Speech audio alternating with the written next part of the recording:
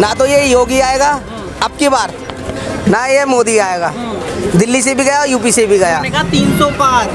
300 पार तो है ही। हाँ, योगी जी कह रहे हैं। योगी जी कह रहे हैं ये 300 पार खत्म। अच्छा, सरसों का तेल भी, राशन, यानी कि सब कुछ वही 5 किलो में ही ला रहे हैं। और घर में ताला बंद करके रख दिया, पुलिस वाला ने डंडा मारते हैं। और इससे अच्छी सरकार और क्या होगी। इससे अच्छी सरकार कटोरा लेकर के हमारी जो औरतें हैं बेचारी माँ बहनों भी सुबह भीख मांगती फिर रही है। इस सरकार में उपवास रखवा दिया। आदरणीय माननीय प्रधानमंत्री नरेंद्र मोदी जी, आदरणीय माननीय योगी आदित्यनाथ जी, अगर हमारे नेहरू जी जनसंख्या नियंत्रण कानून बना देते तो आज ये इस दुनिया में नहीं होते। जितना ये बेड़ा गर्क कर रखा है इन्होंने, वो आज होने से बच जाता। बीजेपी पूरी तरह से साफ होने वाली है। क्या कमी है? मेरे को क्राइम की कमी बता दीजिए। हाँ बिल्कुल, नंबर 1 पर आया है क्राइम में। अच्छा, कैसे नंबर 1? नंबर 1 पे इसलिए आया है क्योंकि अभी आप देख चुके हैं एक महिला के साथ कितना इन्होंने महिला की साड़ी खींचकर किस तरह से उन्होंने खिलवाड़ करा है। ये ऐसे राम राज्य की कल्पना करते हैं। क्या ऐसा राम राज्य चाहिए? हमें बिल्कुल नहीं चाहिए। मैं ऐसा राम राज्य जहाँ महिलाओं के साथ खिलवाड़ कराया जाता है, उनकी इज्जत पर हाथ डाला जाता है। योगी सरकार को डूब कर मर जाना चाहिए अगर उसे ये विकास कहते हैं तो।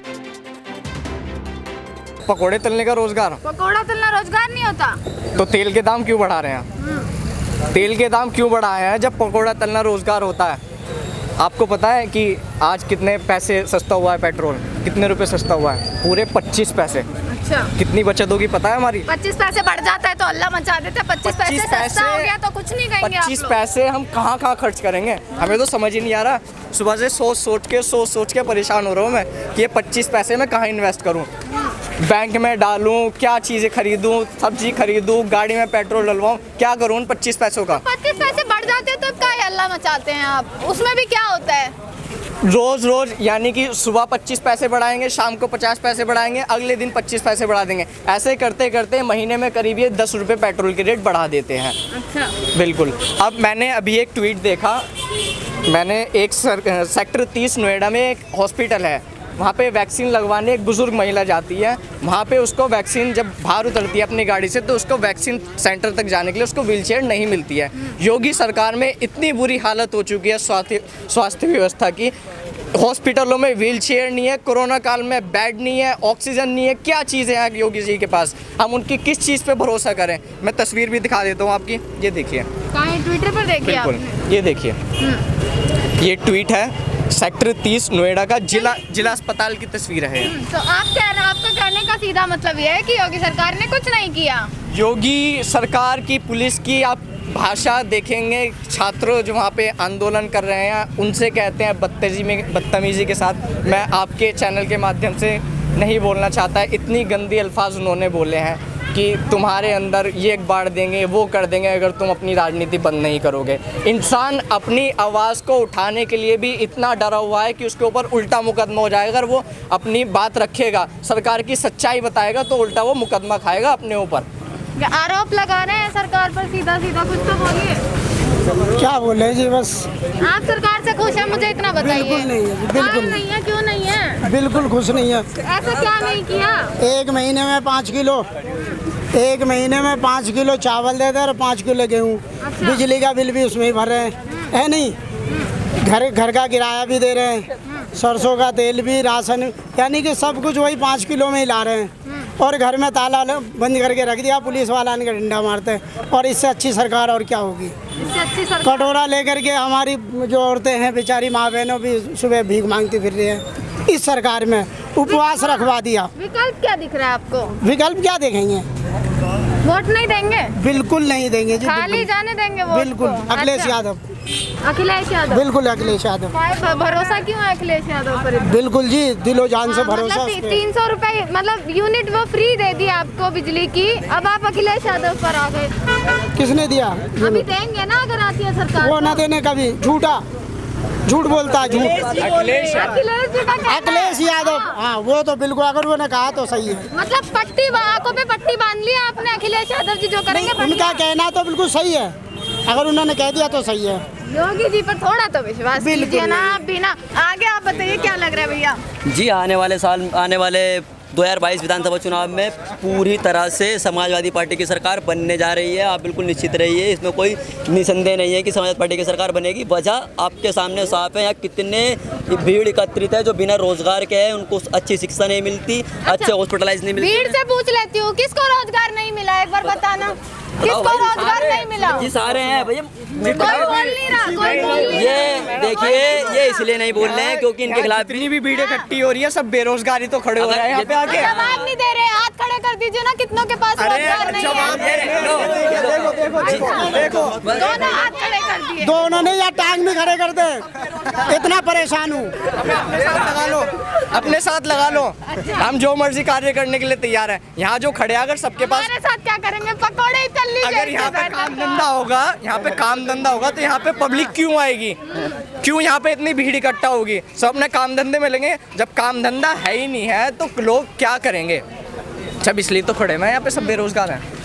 जी जैसे मैंने बताया लोग बेरोजगार हैं और इस तरह से सरकार नहीं चलने वाली। सरकार को ठोस कदम उठाने ही पड़ेंगे, अन्यथा आने वाले समय में बीजेपी पूरी तरह से साफ होने वाली है। क्या कमी है? मेरे को क्राइम की कमी बता दीजिए। हाँ बिल्कुल नंबर 1 पर आया है क्राइम में। अच्छा, कैसे नंबर 1? नंबर 1 पे इसलिए आया है क्योंकि अभी आप देख चुके हैं एक महिला के साथ कितना इन्होंने महिला की साड़ी खींचकर किस तरह से उन्होंने खिलवाड़ करा है। ये ऐसे राम राज्य की कल्पना करते हैं। क्या ऐसा राम राज्य चाहिए हमें? बिल्कुल नहीं चाहिए हमें ऐसा राम राज्य जहाँ महिलाओं के साथ खिलवाड़ कराया जाता हो, उनकी इज्जत पर हाथ डाला जाता हो। जो कि सरकार को डूब कर मर जाना चाहिए अगर उसे ये विकास कहते हैं तो।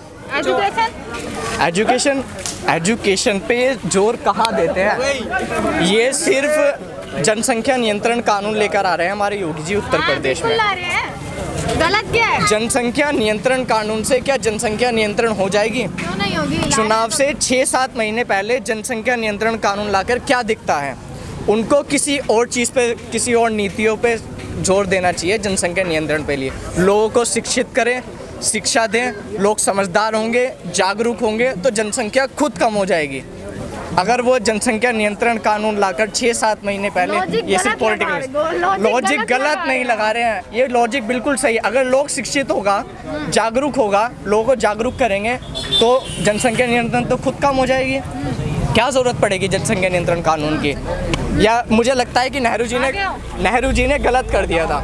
अगर नेहरू जी को क्या जिम्मेदार? नेहरू जी अगर जनसंख्या नियंत्रण कानून बना देते तो आज योगी जी, मोदी जी कहाँ से होते हैं?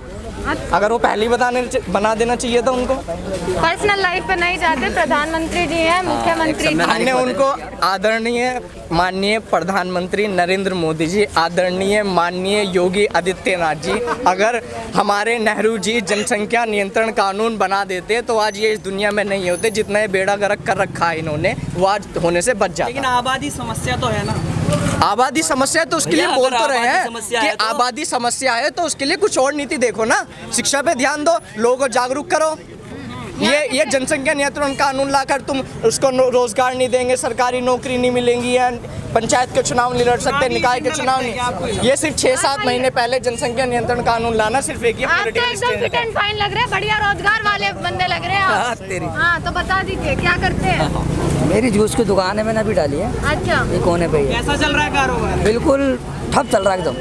लॉकडाउन के चक्कर में शटर गिरा के दुकान चला रहे हैं, कुछ काम नहीं हो रहा, इतना किराया नहीं, इतना हमारा कैसे मुख्यमंत्री जी को जिम्मेदार ठहरा सकते हैं? वो तो चलो एक बीमारी थी, हर किसी का धंधा चौपट हुआ है। धंधा चौपट रह रहा है, लेकिन सोचना चाहिए कि भाई थोड़ा सा लॉकडाउन का हिसाब बनाना चाहिए। लोग कैसे खाएंगे, रोजगार कैसे चलाएंगे, बच्चे हैं, घर बार देखना चाहिए।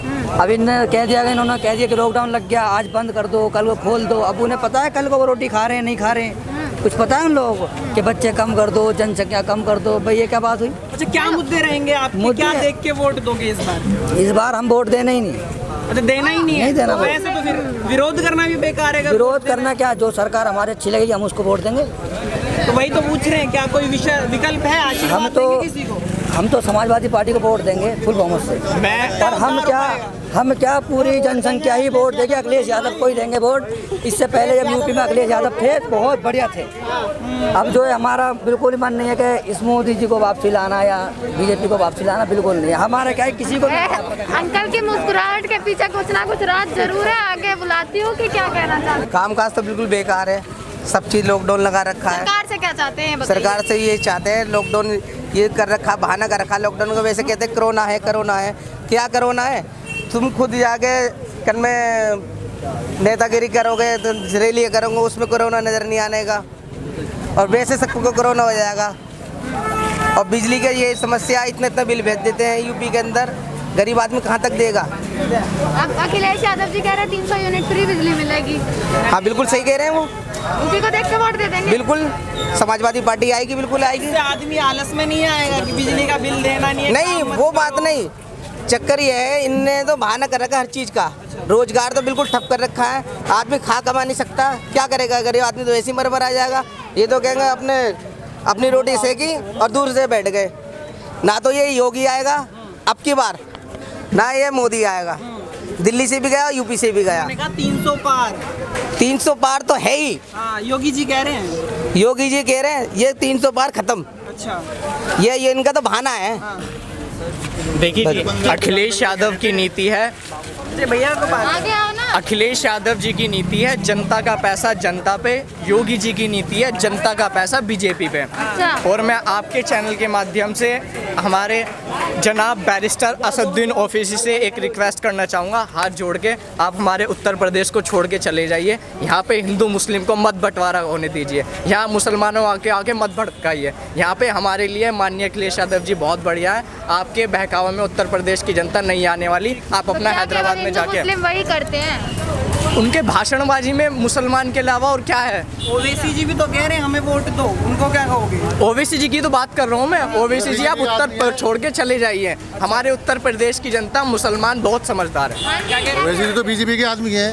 जी टीम है वो। हैं वो सब उसके बहाने हैं, वो पहले भी कहा हुआ है। उन्होंने भी कहा हर बार मुस्लिम पीछे क्यों रहे, इस बार कैबिनेट मंत्री या मुख्यमंत्री। बंगाल में क्या कर लिया जाके, जो यहाँ कर लेगा। चलिए। अच्छा, योगी सरकार से क्या उम्मीद करते थे? 4.5 साल में क्या क्या उम्मीद करी जो पूरी हुई नहीं है? कौन सी क्या पूरी, वो- आप बताओ कौन सी पूरी हो गई? नहीं आप बताओ कौन सी पूरी हो गई? राम मंदिर बनवाया उन्होंने। राम मंदिर अपनी जगह पे, राम मंदिर क्यों ले रही बीच में? राम मंदिर अपनी मत जगह पे बनी, अच्छी बात है, हमें उससे क्या मतलब है? तो और बताओ भाई तो अपनी भूखी एजेंडा- मर रही से कौन देखेगा? जनता भूखी मर रही से कौन देखेगा? बताओ, आप देखोगे कौन देख रहे हैं आज के लिए? सरकार से करिए ना, वोट आप देते हम तो जब- वोट तो बीजेपी को दिया था अपने दफे में। तो दिया तो था ना हाँ, आपने। तो हमें क्या मिला? तो आप जब दिया था तो अब अपनी वोट किसको देने वाले हैं? अब तो अखिलेश को देने वाले हैं, तो बोलिए वही हम। तो मैं आपसे पूछ रही हूँ। अब तो अखिलेश को देने वाले हाँ, हैं, तो इससे भाई- पहले बीजेपी को दिया था। जानना चाहते हैं सरकार से खुश है या नहीं, ये बता दीजिए। सरकार से तो खुश है नहीं, तो क्यों नहीं है ये और बता दीजिए। क्योंकि जो विकास हमें बताया गया था वो विकास आज तक हाथ नहीं आया। एक विकास मिला था, उसको गोली मार दी गई थी, वही अकेला विकास था। बाकी दूसरा विकास हाथ नहीं आ रहा। अगर आपको मिले तो बता देना। बोलते हैं ना हाईवे बनवा दिए हमने, घर हमने हाईवे से मतलब नहीं है, हमें जो पब्लिक है, लोकल पब्लिक है, जिससे है जो पढ़े लिखों से अलग, जो सोशल पब्लिक है, यानी जो नॉर्मल पब्लिक है, उन लोगों का रोजगार ही नहीं है। पकौड़ी वाला खड़ा हुआ है तो उसको खरीदेंगे कहाँ से जब पैसे नहीं है? जैसे कि उन्होंने कहा था कि सबको 2 करोड़ वो देंगे। ठेली वाले से पूछ लीजिए क्या हालत हो चुकी है तो रोजगार की। ये वो काम कर ठेली रहा वाले है से जो पूछ लीजिए। MBBS डॉक्टर बनने जा रहे थे, इंजीनियर बनने जा रहे थे, पकौड़े वो बना रहे हैं ये लोग। तो सीन देखा होगा आपने, इंडिया गेट पे पकौड़े बने हैं, आजकल लग गए। वो इंजीनियर हैं, वही लगे हुए हैं। सैम टिकटू यही तो फर्क है मोदी जी की सुनते हैं ये बस ये लोग मोदी जी के सुनते हैं।